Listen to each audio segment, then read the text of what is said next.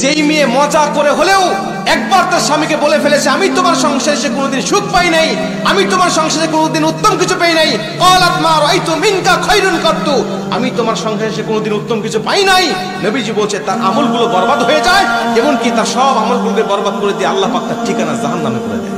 স্বামীর কথা শুনতে যদি আপনার বিরক্ত লাগে, স্বামীর কথাগুলো যদি আপনার কাছে মূল্যহীন মনে হয়, তাহলে বুঝে নিন শয়তান আপনার অন্তরের মধ্যে বাসা বেঁধেছে। কারণ আল্লাহ পাক আপনার স্বামীকে আপনার জন্য নেতা নিযুক্ত করেছে।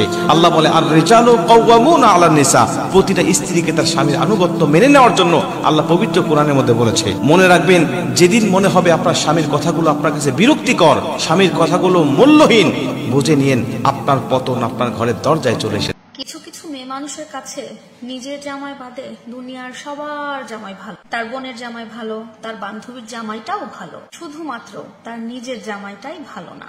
নিজের জামাই যখন নিজের বউয়ের কাছে শান্তি না পেয়ে অন্য নারীর কাছে পরকিয়া করতে যায়, তখন কিন্তু আবার ঠিকই জ্বলে।